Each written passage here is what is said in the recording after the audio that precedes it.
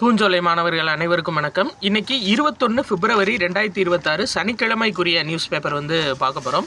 So headline என்ன அப்படின்னு சொல்லி பார்த்தீங்கன்னா, ட்ரம்ப் வரி விதிப்பு செல்லாது அப்படின்னு சொல்லிட்டு அமெரிக்க உச்சநீதிமன்றம் தீர்ப்பு கொடுத்துருக்காங்க. ஆக்சுவலாக என்ன அப்படின்னா, இந்த உலக நாடுகளோட பொருள்கள் மீது பரஸ்பர வரி விதிச்சார் பார்த்தீங்களா, அவங்க நாட்டில் எவ்வளோ வரி விதிக்கிறாங்களோ அதே அளவு வரி நாங்கள் விதிப்போம் அப்படின்னு சொல்லிட்டு விதிச்சார். அதுக்கு உச்சநீதிமன்றத்தில் கேஸ் போயிட்டு இருந்துச்சு. அவங்க உச்சநீதிமன்றத்தில் இப்போ என்ன பண்ணியிருக்காங்கன்னா, அது தவறு அப்படின்னு சொல்லி ரத்து பண்ணிட்டாங்க. ஏன்னா அவங்க சட்டப்படி ஒரு அதிபர் அப்படின்றவருக்கு வரி விதிக்கிறதுக்கு உரிமை இருக்குது. ஆனால் இறக்குமதி சார்ந்து வரி விதிக்கிறதுக்கு அவருக்கு உரிமை கிடையாது. அந்த பெரும்பான்மை அவங்ககிட்ட இருக்க பெரும்பான்மை உறுப்பினர்களோட எண்ணிக்கையை வச்சு தான் அவர் வரி விதிக்கணும். ஸோ அப்படி பரஸ்பர வரி இந்தியாவுக்கு 25% ப்ளஸ் அதாவது நம்ம ரஷ்யாட்டிருந்து ஆயில் வாங்கினதுக்காக, சரிங்களா, கச்சா எண்ணெய் இறக்குமதி பண்ணதுக்காக 25%, 50% சொல்லி விதிச்சிருந்தார். ஸோ அதை 18% இப்போ குறைச்சாரு.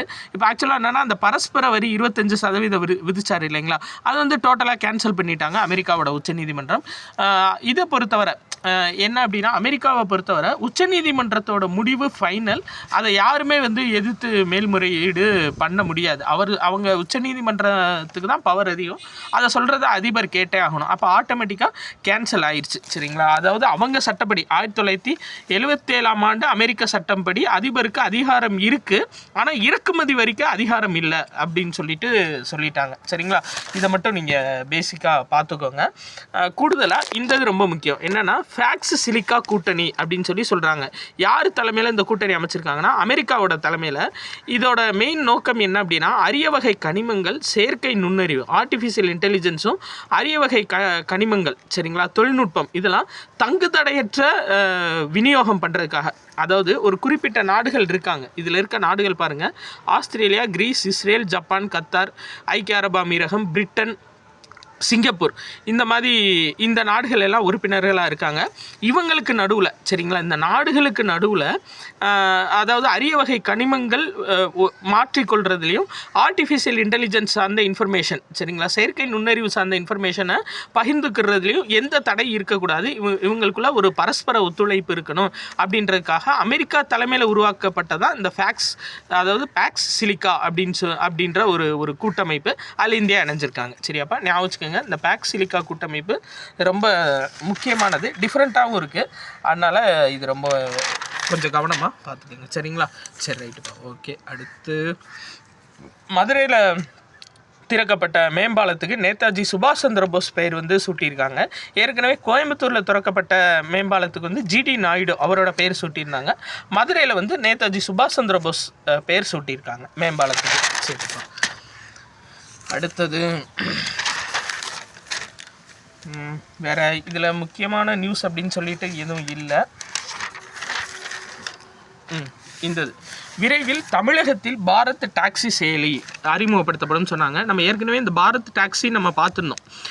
ஆக்சுவலாக என்ன அப்படின்னு சொல்லி பார்த்தீங்கன்னா, இந்த ஓலா, ஊபர்லாம் இருக்காங்க பார்த்தீங்களா, அவங்க எல்லாம் நம்மகிட்ட இப்போ ஃபார் எக்ஸாம்பிள் 100 ரூபா வாங்குறாங்க, 100 ரூபா கால்குலேஷன் போடுறாங்க அப்படின்னா, அந்த 100 ரூபாயுமே டாக்ஸி டிரைவர்ஸ்க்கு போய் சேர்றது கிடையாது. அதில் 30% அவங்க எடுத்துக்கிறாங்க. 70 ருபீஸ் தான் அந்த டாக்ஸி டிரைவருக்கோ இல்லை ஆட்டோ டிரைவருக்கோ போகுது, சரிங்களா. 30% தொகையை கமிஷனாக பெற்றுக்கொள்கின்றன அப்படின்னு சொல்லி கொடுத்துருக்காங்க. ஆனால் இந்த பாரத் டாக்ஸி கவர்மெண்ட்டோட செயலி, சரிங்களா. இந்த கவர்மெண்ட் செயலியை பயன்படுத்துகிறது மூலிமா டைரெக்டாக அந்த 100 ரூபாயும் அந்த அவங்களுக்கே போய் சேர்கிற மாதிரி, சரிங்களா. அந்த டாக்ஸி ஆட்டோ ஓட்டுநர்கள் ப்ளஸ் டாக்ஸி ஓட்டுநர்களுக்கு போய் சேர்கிற மாதிரியே இது வடிவமைச்சிருக்காங்க. இது குஜராத்தில் துவக்கினாங்க இப்போ ரீசெண்டாக, நம்ம அதை பார்த்தோம். இப்போ கூடிய விரைவில் தமிழ்நாட்டிலையும் அது ஏற்படுத்தப்படும் சொல்லியிருக்காங்க. இன்னொன்று, இந்த பீக் ஹவர்ஸ்ன்னு சொல்லக்கூடிய டயத்தில் அந்த தனியார் நிறுவனங்கள் அவங்க விருப்பப்படி அமௌண்ட்டு ஃபிக்ஸ் பண்ணுவாங்க. ஆனால் இந்த பாரத் டாக்ஸி செயலியில் அப்படி கிடையாது. பீக் ஹவர்ஸ்லாம் கூடுதல் கட்டணம் கிடையாது. ரெகுலராக இத்தனை கிலோமீட்டருக்கு எத்தனை கட்டணமோ, எவ்வளோ கட்டணமோ அந்த கட்டணம் தான் வசூலிக்கப்படும் சொல்லியிருக்காங்க. 7 அதாவது ஏற்றுமதி ஊக்குவிப்பு திட்டம், மேலும் 7 நடவடிக்கைகள் அறிவிப்பு அப்படின்னு சொல்லி கொடுத்துருக்காங்க. இந்த 7 நடவடிக்கைகளும் முக்கியமாக அப்படின்னா நம்மளுக்கு அது ஃபுல்லாக தேவையில்லை. ஏன்னா ஒவ்வொன்றுக்கும் எவ்வளோ அமௌண்ட்டு கொடுப்போம் அப்படின்ற மாதிரி சொல்லியிருக்காங்க. நம்மளுக்கு இதுதான் முக்கியம். அதாவது நிர்யத் புரோத்சாகன் ப்ளஸ் நிர்யத் திசா சரிங்களா. இந்த 2 திட்டம் தான் ரொம்ப ரொம்ப முக்கிய திட்டம். இந்த நிர்யத் புரோத்சாகன் அப்படின்றது ஏற்றுமதி சார்ந்து இருக்கக்கூடிய நிறுவனங்களுக்கு சரிங்களா, ஏற்றுமதி சார்ந்து இருக்கக்கூடிய சிறு குறு மற்றும் நடுத்தர நிறுவனங்களுக்கு இது கொடுக்குறது என்னென்னா லோன் கொடுக்குறது சரிங்களா. லோன் கொடுக்குறது தான் இந்த நிர்யத் புரோத்சாகன் சரிங்களா. இன்னொன்று நிர்யத் திசா அப்படின்னா என்னென்னா, இதே மாதிரி ஏற்றுமதி சார்ந்த நிறுவனம் ஏற்றுமதி சார்ந்த ஒரு நிறுவனம் இருக்குன்னா அந்த நிறுவனத்துக்கு எக்கனாமிக்கலாக இல்லாமல் அவங்களுக்கு தேவையான பொருள்கள் ப்ளஸ் அவங்களுக்கு தேவையான இடங்கள், அவங்களுக்கு தேவையான மின்சார வசதி இதெல்லாம் ஏற்படுத்தி கொடுக்கறது நிர்யத் திசா. இது நம்ம ஏற்கனவே போன மாதத்துக்குரிய பிடிஎஃப்ல கரண்ட் அஃபேர்ஸ் பிடிஎஃப்லையும் நம்ம கொடுத்துருக்கோம். இருந்தாலும் இன்னொரு தடவை ஞாபகம் வச்சுக்கோங்கப்பா.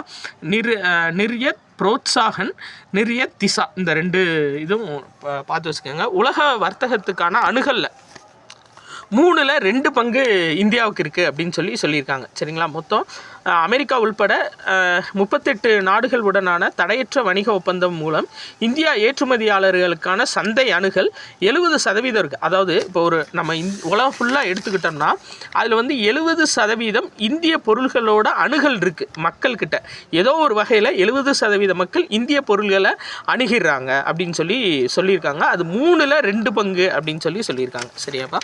ரைட், ஓகே, அடுத்தது பார்க்கலாம். வேறு இது ஃபுல்லாகவே இதுதான். வேறு ஸ்போர்ட்ஸ் நியூஸ் அப்படின்னு சொல்லி பார்த்தோம் அப்படின்னா, ஆசிய கால்பந்து இந்திய மகளிர் அணி அறிவிச்சிருக்காங்க. ஆசிய கோப்பை கால்பந்துக்கு, ஃபுட்பாலுக்கு.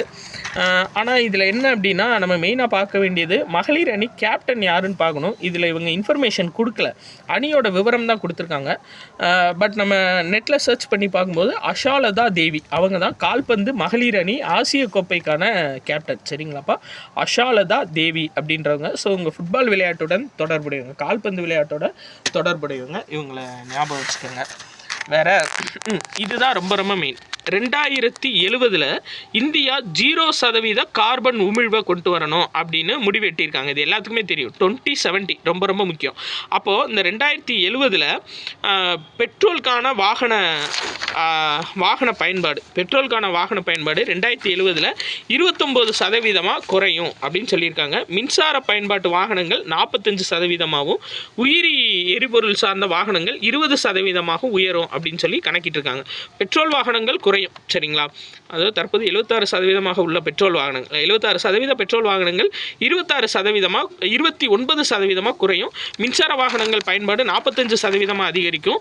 உயிரி எரிபொருளுக்கான வாகனங்களுக்கான தேவை வந்து 20% அதிகரிக்கும் அப்படின்னு சொல்லியிருக்காங்க. இந்த பர்சன்டேஜில் ரொம்ப ரொம்ப மெயின்ஸ் எக்ஸாம் குரூப் 2 எழுதுறீங்க பார்த்தீங்களா, உங்களுக்கு இந்த டேட்டா வந்து ரொம்ப ரொம்ப மெயின்ப்பா.